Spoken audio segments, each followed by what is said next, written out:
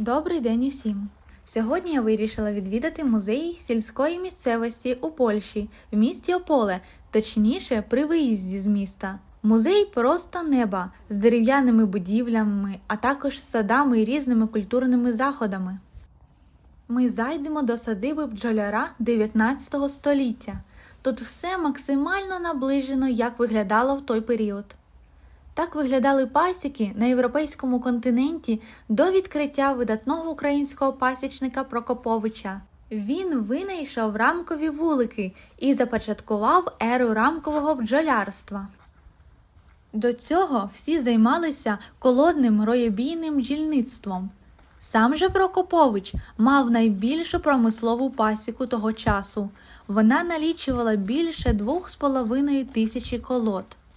Його пасіка була розбита на багато точків, приблизно по 50 колод кожний з них. До речі, оптимальну кількість колод, яку повинен налічувати точок, вирахував також Прокопович. Це економічно найдоцільніша кількість колод на точку.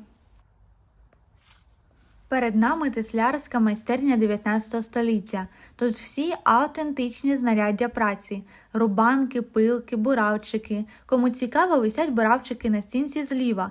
За допомогою них робили отвори для забивання дубових щопків, які відігравали роль цвяхів для будування.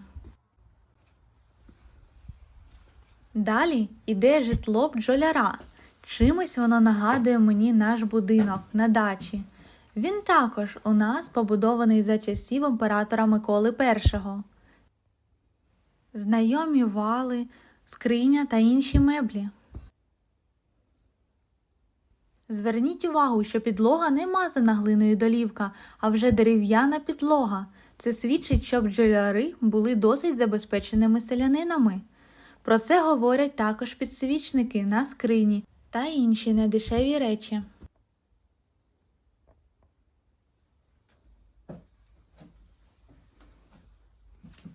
А ось комора або клуня. Тут селяни мололи зерно на муку. Пам'ятаєте казку «Колобок», як скребли по сусікам чи у коморі за мету? Це саме про це місце. Драбина, яка веде на горище. А ось замки та засови точно такі, як у нас на дачі, один в один. Ось я ходжу по дворищу і уявляю, що я на одному з тичків Прокоповича.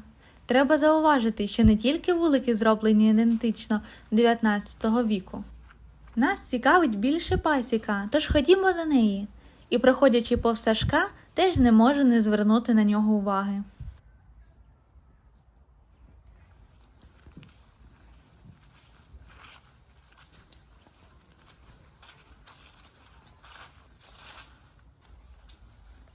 Хоч всередині будинок схожий на будинки на моїй батьківщині, але колоди нагадують пасіки північної частини слов'янських народів.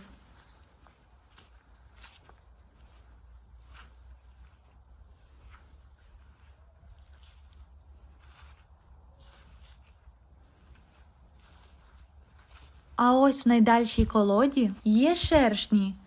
До речі, також при Київській Русі вважалося, що якщо у лісовій борті завелися шершні, то скоро там оселяться бджоли, рій бджіл, адже вимоги до житла у цих комах практично ідентичні. Дуже гарна та цікава місцина. Вулики розташовані, так можна сказати, в садочку. І не в простому, а сливовому.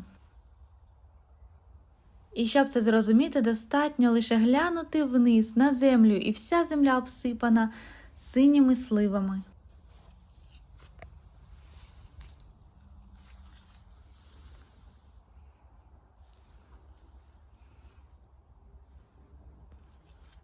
Сама пасіка стоїть у садочку. В експозиції присутні не лише колоди, а й вулики з соломи.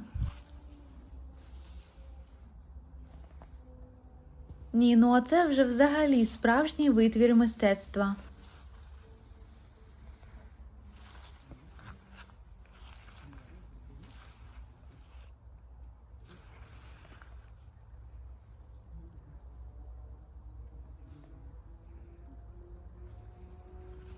А поруч стоїть вулик, зроблений з соломи, схожий на перший рамковий вулик Прокоповича.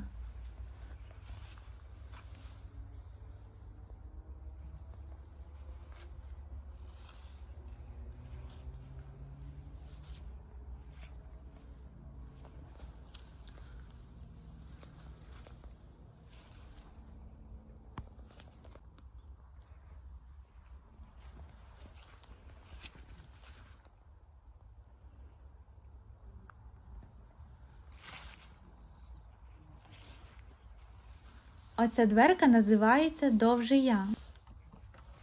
О, так воно і є. Бачите ці плечики по стінкам? Це для рядів з рамками. А це те саме, тільки з очерету.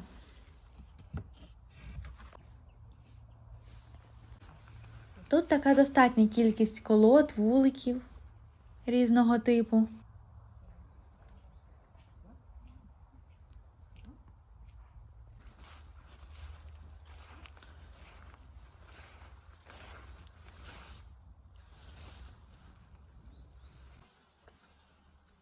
Дуже гарно. Дах будинка та деякі вулики покриті мохом.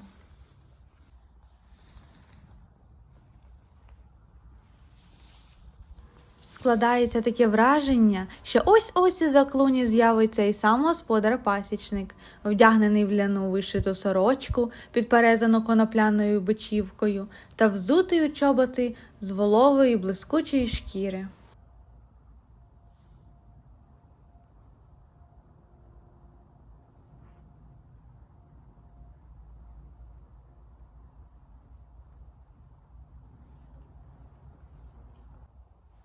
А тут якась тваринка вже облаштувала на зиму схованку.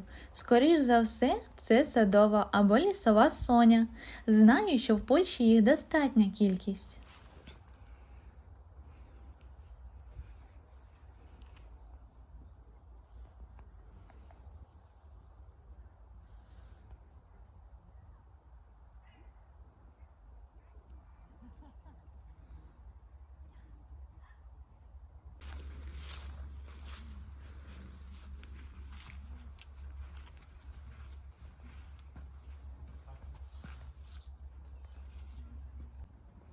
І тут є не тільки сливи, а й груші. До речі, надзвичайно смачні. А ось і город. Цікаво, що город бджоляра з овочами, які вирощувалися 200 років тому. Не помідорів, картоплі чи кукурудзи, а брюква, кольрабі замість буряків. Якийсь клуб крестоцвітних. Ну що ж, ходімо далі.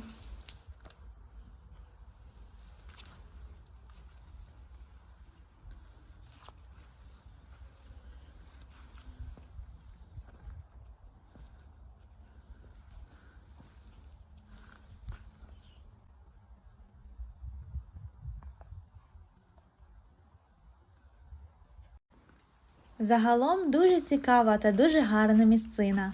Я дуже багато дізналася нового та корисного. Сподіваюся, вам це також цікаво. А зараз ми підемо далі, бо це ще не все.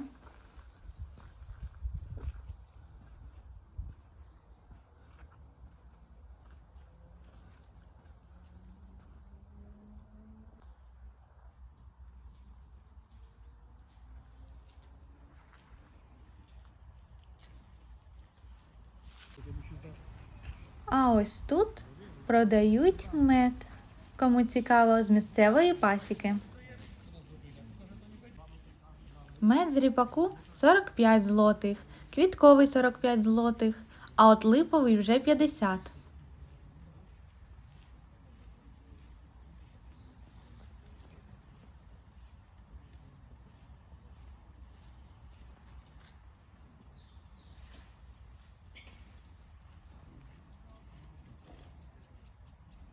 Dlaczego pani nagrywa? Ну що ж, вже час закінчувати. Цікавий був день. Дякую всім за увагу, час. Побачимося в наступному відео. До зустрічі. Гарного дня!